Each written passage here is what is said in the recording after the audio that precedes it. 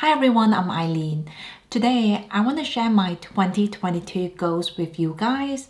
A few weeks ago, I did a video about 2021 being an amazing year for me. I feel like I grew so much as a person and I pretty much followed through all the goals I set for myself. Seeing we are in January again, I feel like this is the best time to share with you the goals I set for myself for 2022. Hopefully, this video will give you some ideas if you're also preparing for a wonderful 2022. I'm actually feeling really excited about this year and I can't wait to share with you guys my plans and my goals for the new year. So let's get right into it. First of all, I definitely want to do another low buy year. This is not anything new, I guess. In fact, this will be the third year of me doing low buy, so it's not exactly a challenge per se, but it is definitely the way I want to shop and spend going forward. In the last 2 years, I've done a lot of decluttering and honestly, I'm in such a better place emotionally now. This is something I didn't notice for a long time, but I now know having a lot of clutter stresses me out. So now I'm very protective of my space and I just want everything I buy to be a purchase made with intention. This year, I want to continue decluttering the pieces I don't use much or the items that don't serve me anymore. This might sound ironic, but I feel like the more I curate my collection, the more I appreciate the pieces I still have. And honestly, it's just a fantastic feeling to know that my happiness doesn't have to rely on material things. I still have nice things for sure. For example, I still have my Hermes Birkin 25, which I love using. But I'm just not interested in joining the rat race anymore. Minimalism and low buy have taught me to enjoy what I have instead of focusing on what's missing. So in 2022, I'm definitely doing the low buy again. In 2022, I also want to prioritize investing in myself and I want to keep learning. If there's one thing I've learned in 2021, it is that I should always allow myself to have an open mind and keep exploring new ideas. This is how I rediscovered the passion which I used to enjoy so much.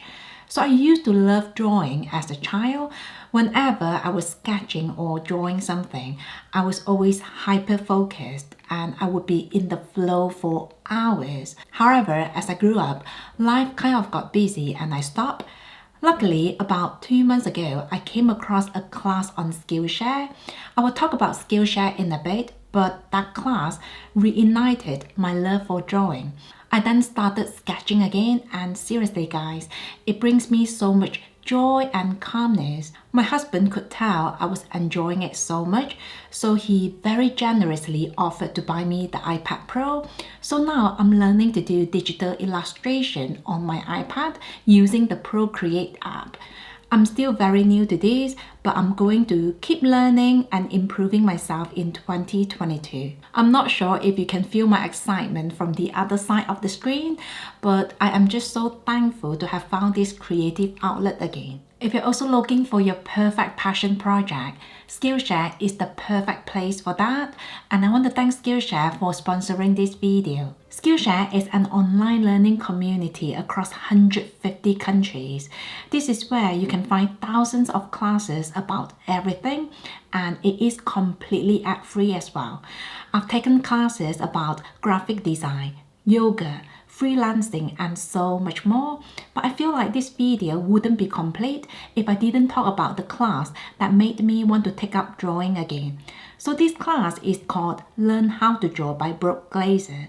In this class, Brooke talks about the basics of drawing and how everyone can learn to draw by applying these easy steps. This class is for absolutely everyone. You don't need to have an iPad. It also applies to people who prefer to draw on paper. If you want to try out Skillshare, I have a link down below for you guys, and the first 1,000 people to click on the link will get a free trial of Skillshare Premium membership for a month. So make sure you take the opportunity to explore your creativity in 2022. Another thing I really want to do in 2022 is to create more wholesome videos for this channel. I think it's fun to talk about luxury shopping and the latest fashion trends, but at the same time, that is not the only thing in life I want to share with my audience. Let me know how you feel about this, but going forward, I want to do more coverage on topics such as personal growth, slow living, and maybe even financial freedom. I feel like consumerism is so widespread at the moment. So I really want this channel to be a place where people can see shopping in a more realistic way because quite frankly, buying a Chanel handbag every other month isn't the normal in real life, and we shouldn't feel the pressure to conform to that kind of spending either. More importantly, I want this channel to be a space where people can just feel comfortable about being themselves and they feel great about embracing their own lifestyle. In terms of money, this year I'm still going to be focusing on investing rather than spending. And this goes hand in hand with low buy because when I'm intentional with my spending, it means I have more capital for investing. Now, whenever I talk about investing, I always get comments saying I shouldn't be encouraging anyone to invest because it's a bit like gambling. I don't agree with that, by the way, because while investing has its own risks, it's far from being equal to gambling. If you're interested in this topic, I have a list of books I recommend and I'll make sure to leave them in the description box down below. I actually did quite a lot of research and reading before I had the courage to invest my own money. So it's not like I jumped into it blindly. Anyway, this year I'm really hoping to bring myself to a place where my day job becomes optional. I'm not thinking about quitting my day job, but I really do crave the flexibility of my time, and I would very much like to spend as much time as possible with my little boy during his school holidays, and that requires a lot of time off. So it'd be nice to be able to take a long break whenever I want and enjoy some quality family time without having to worry about money. As I'm getting closer and closer to my goal, I feel even more motivated. So I'm sure I'll be able to stay focused and hopefully I'll achieve my goal by the end of the year.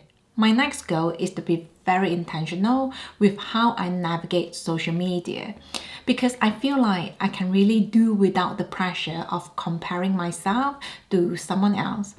Being on social media myself, I know for a fact it's impossible to share everything about yourself with your audience. Even when your intention is to be transparent, it doesn't mean you don't have to set boundaries because at the end of the day, this is the internet we are talking about. So with that in mind, I now process social media content with a lot of mindfulness because after all, a snapshot doesn't always tell the whole story. Sometimes it's a struggle for me because social media is designed to capture our attention. But this year, I really want to work on cutting down on my screen time. So far, reading has been really helping to curb my craving for social media, which is why I've been reading a lot and it's been great. That said, seeing I don't watch a lot of TV shows, YouTube and Instagram are still my main two forms of leisure entertainment, but my goal is to only feed myself and my mind with the kind of content that gives me good vibes and not FOMO. Another 2022 goal for me is to wake up at 5 a.m. every morning. Now, morning is usually when I feel the most creative, but sadly, my time is quite limited in the morning as well. So I usually wake up at 5:50 just to get everyone ready to leave the house by 7:30. So this year, I've been trying to wake up even earlier just so I can get some alone time before everyone wakes up. So far, it has been a real challenge, but when I do get up, I'm usually quite productive. I've managed to do things like journaling, taking classes on Skillshare, and brainstorming video ideas for YouTube. Anyway, I'll make sure to let you guys know how I get on with this later on in the year. But so far, this is not second nature for me, and it takes a lot of willpower to get up this early in the morning. So those are my goals for 2022. Seeing it's still beginning of the new year, I'm obviously feeling quite driven and pumped up. But I will try my best to stay consistent throughout the year, and hopefully by Christmas time, I can say to myself, 2022 has been awesome.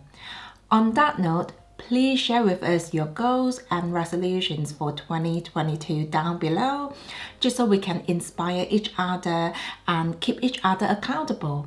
So that's it from me. Thank you so much for watching, and I will see you in my next one. Happy New Year!